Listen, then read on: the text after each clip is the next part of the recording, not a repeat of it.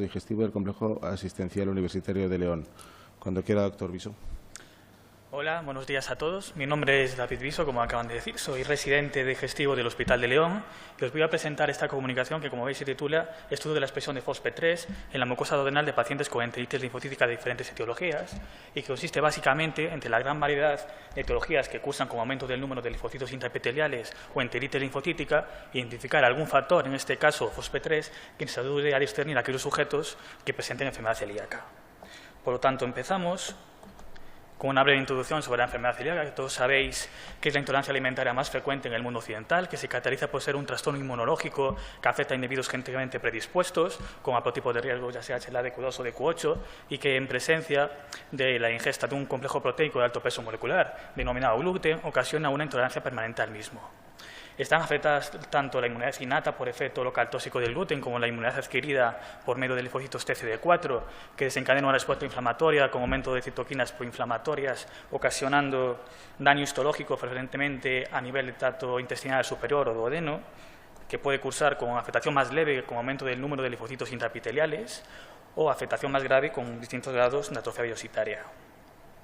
Además, se sabe que de forma fisiológica existen un número determinado de linfocitos en la mucosa, en el del epitelio, intraepiteliales, y se consideran que estos linfocitos están aumentando cuando supera más de 25 linfocitos por cada 100 enterocitos.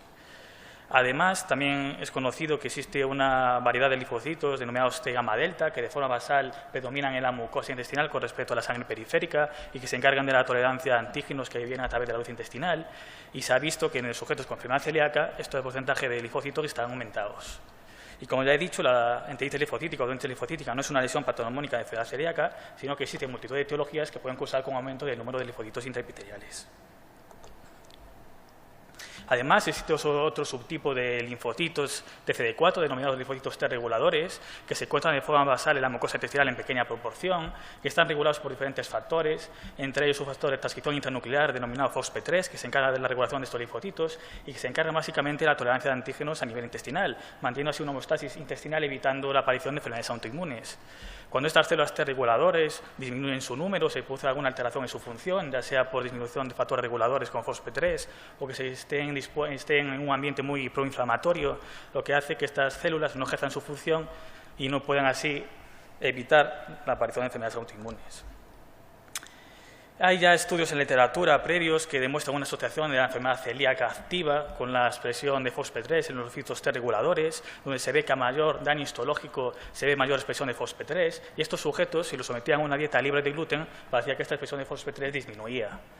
Por lo tanto, parece que existe una relación entre enfermedad celíaca y estos linfocitos T reguladores y la expresión de FOSP3,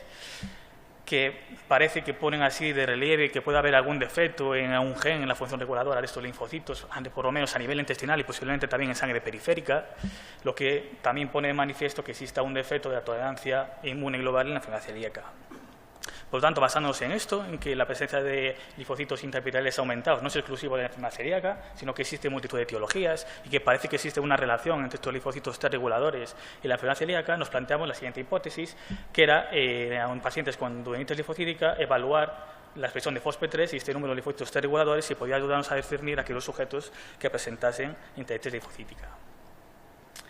Por lo tanto, los objetivos eran evaluar la expresión de FOSP3 en la mucosa duodenal de pacientes con duodenitis linfocítica de diferentes etiologías, al mismo tiempo también determinar el número de linfocitos T gamma delta en la mucosa duodenal de estos pacientes y ver si podía haber alguna asociación entre estos dos parámetros en estos sujetos. Por lo tanto, diseñamos un estudio observacional, retrospectivo de casos y controles en nuestro Hospital de León. Para eso seleccionamos sujetos que seguíamos en la consulta externa de digestivo, concretamente la unidad de motilidad y enfermedad celíaca, y como grupo de estudio seleccionamos 3 grupos que presentaban aumento del número de linfocitos intraepiteliales en biopsias previas. El primer grupo eran sujetos celíacos que seguían una dieta libre de gluten al menos de más de 2 años de duración.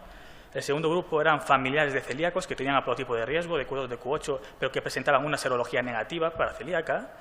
Y el tercer grupo eran sujetos con displasia funcional que presentaban aumento del número de linfocitos intraepiteliales, pero que no presentaban marcadores de riesgo de celíaca, tenían una serología negativa y tenían también una genética negativa. Y como grupo control, un grupo sin enteritis linfocítica, que no tenían genética de riesgo, que no tenían familiares en principio que estuviesen relacionados con enfermedad celíaca y también tenían una serología negativa y que eran seguidos en nuestra consulta, la mayoría de ellos por temas de reflujo gastroesofágico. Por lo tanto, estos sujetos los sometimos a una gastroscopia con toma de biopsias duodenales, también de antro y cuerpo gástrico para descartar que hubiese una infección del Helicobacter pylori por ahí asociada que pudiese actuar como factor de confusión, y analizamos nuestras muestras por medio de inmunohistoquímica para evaluar la expresión de FOSP3 y por medio de citometría de flujo para determinar el número de linfocitos de gamma delta. Y los resultados que obtuvimos en nuestro estudio son los siguientes. Primero os presento una tabla aquí con las características de los distintos grupos de estudio, donde veis que más o menos de forma homogénea se ve que están distribuidos en la misma proporción en todos los grupos, igual en sexo, y lo primero que obtuvimos, como era de esperar, que el número de linfocitos intraepiteliales era superior en el grupo de estudio con respecto al grupo control. Con respecto a la proporción del Helicobacter pylori, no nos salió diferencia estadísticamente significativa entre los distintos grupos, y es verdad que se vio que el grupo de celíacos se veía que era un poco menor con respecto a otros grupos de estudio. Y ya lo que más nos interesaba, que era evaluar el número de linfocitos que expresaban FOSP3, se vio que de forma estadísticamente significativa era superior en el grupo de celíacos con respecto a los otros grupos de estudio, que se puede ver aquí en el siguiente, aquí en esta imagen, donde se ve que el grupo B, que es el grupo de celíacos, se ve que hay mayor captación de expresión de FOSP3 con respecto a los otros grupos de estudio.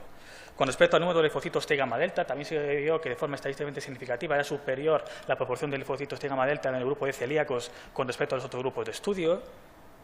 Y también lo podemos ver en esta figura, que un sujeto A, que es un sujeto normal, en la proporción de linfocitos dentro del grupo de linfocitos T que expresan T gamma delta es una pequeña proporción, la mayoría expresan alfa beta. Sin embargo, un sujeto celíaco, esa proporción de linfocitos T gamma delta es superior. Y lo otro que nos planteamos es ya si podía haber alguna asociación entre estos dos parámetros, y se vio que existía una relación lineal estadísticamente significativa de carácter positivo entre ambos parámetros. Por lo tanto, a la vista de nuestros resultados, podemos concluir que la antítesis linfocítica asociada a enfermedad celíaca en ausencia de atrofia vellositaria presentaba un incremento de la expresión de FOSP3 que no se detectaba en los otros sujetos que presentaban ese aumento de número de linfocitos intraepiteliales, que a su vez también la adenitis linfocítica relacionada con el gluten mostraba una mayor proporción de linfocitos T gamma delta y que se podía ver que existía una correlación entre ambos parámetros. Y por último, que la determinación inmunohistoquímica de FOSP3 y esa cuantificación de linfocitos T gamma delta mediante citometría de flujo podría ayudarnos a discernir entre la gran variedad de etiologías que cursen con ese aumento del número de linfocitos intraepiteliales aquellos sujetos que presentaban enfermedad celíaca. Por lo tanto, a la vista de nuestros resultados, creemos que es necesario diseñar estudios prospectivos con carácter analítico que permitan confirmar los resultados que obtuvimos en nuestro estudio. Y esto es todo. Muchas gracias por vuestra atención.